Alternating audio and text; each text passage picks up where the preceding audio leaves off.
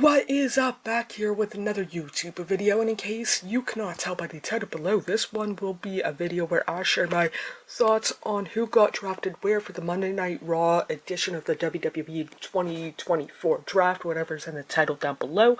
And yeah, would love to know your thoughts are on this draft. Do you like it more or less than in previous years, or at least in comparison to SmackDown? And yeah, let's get going. In round 1 of, I believe, 6, Imperium and Damage Control go to Raw, Jade Cargill and Kevin Owens go to SmackDown. It'll be on the screen, similar to what I did for the SmackDown one and whatnot. Imperium, and I like them staying on Raw. It's just Marcel Barthel and Walter, Gunther, and Luke Kaiser, however you pronounce his name, and all of that fun stuff. Again, like them on Raw, I apologize. And going from SmackDown to Raw, Damage Control, I like it. It's all for members, so whenever the Kabuki Warriors end up losing the Tag Team Championships, they'll go to whatever brand, the Tag Championships, and then Kabuki Warriors will stay on Raw, and then Jade Cargill on SmackDown, just like for right now, feels right. Eventually, like this time next year or whenever they do the draft next, can definitely see her going to Raw. Kevin Owens, wherever he goes, I'll be watching, and all of that fun stuff.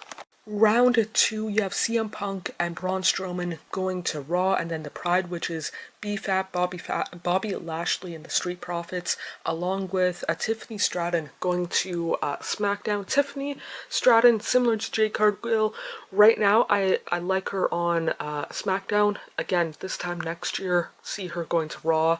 The Pride, which is again Street Profits, Lashley, and B-Fab.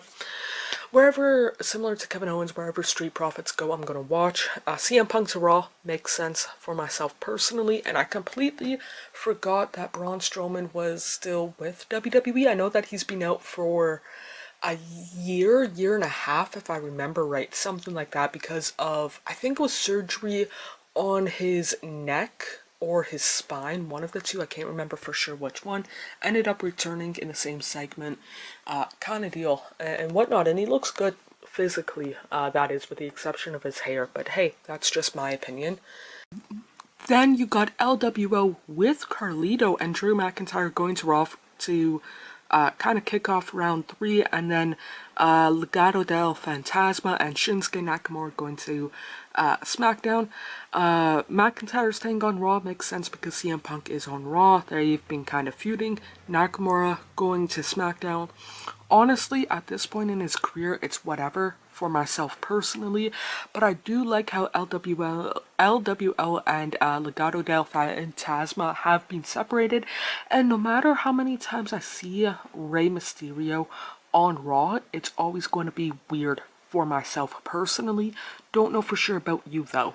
We then got Judgment Day, JD McDonough, Dominic Mysterio, and Finn Balor to Raw, and Ilya Dragunov going from NXT to Raw to kind of kick off round 4 for Raw. Naomi and then Chelsea Green and Piper Niven going to SmackDown, and Judgment Day, Naomi, Chelsea Green, Piper Niven is, for myself personally, whatever. Ilya Dragunov, really excited to see what he will do in or on the main roster. It was kind of given that he would get called up because there's nothing left for him to do in NXT, and I figured Raw because he had a match against Shinsuke Nakamura on the Raw after WrestleMania, so not really too much of a surprise, but it is still pretty cool to see. We got Pretty Deadly and Candice LeRae and Indy Hartwell going to SmackDown or staying on, depending on which way you would want to look at it. For me, I like Pretty Deadly kind of deal, and I kind of wish that they would have been on TV more. And then we got New Day, Kofi, and Xavier Woods, and from NXT, Lyra Valkyria, and I'm happy to see Valkyria on the main roster. About time in my opinion, but I would have preferred her on the SmackDown, but hey, that's just me. Maybe a rematch in between her and Becky Lynch. Got a little bit of a built-in feud already with them. And the sixth and final round, you had the final testament going to Raw, Whippy Doo Dah Day, who cares, but Big Bronson Reed staying on Raw. I like that, it kind of makes sense on what happened earlier, and then, to me, good two picks for SmackDown in the sixth round, DIY and Blair Davenport from NXT. I've said it before, I'll say it again, I've been a fan of both members of DIY for like a decade, give or take, like a little bit before NXT in the case of Gargano, for well over a decade for Tommaso Ciampa. Seeing them on SmackDown, I like. Blair Davenport, would have been cool to see her have a run as NXT Women's Champion, but she doesn't really need that, and I think she's bigger than the NXT Women's Championship, if that makes sense, for right now. Eventually, I can see her pulling a Becky Lynch kind of deal, but like I said, Blair Davenport, DIY, are going to SmackDown. I am really gosh darn excited about that.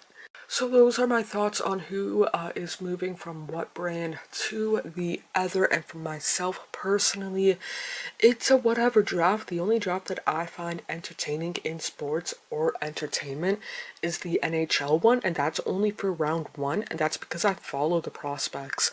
Kind of deal. I don't know for sure how WWE could change it to make it interesting. For myself personally, if you have any ideas, would love to know down in the comments below. While you are down there, feel free to hit the like, subscribe, turn on post notification. Of course, you don't have to if you don't want to, but it would mean a lot to myself if you did. More importantly, hope you guys are doing okay mentally, emotionally, and physically. The world that we tend to make up is nothing but a fantasy until you wake up. I feel like I'm just lying to myself. Yeah, cause I just crossed the line like I'm playing offside. Do it how I want and I'ma do it till I die. Feel like I'm just lying to myself, but it's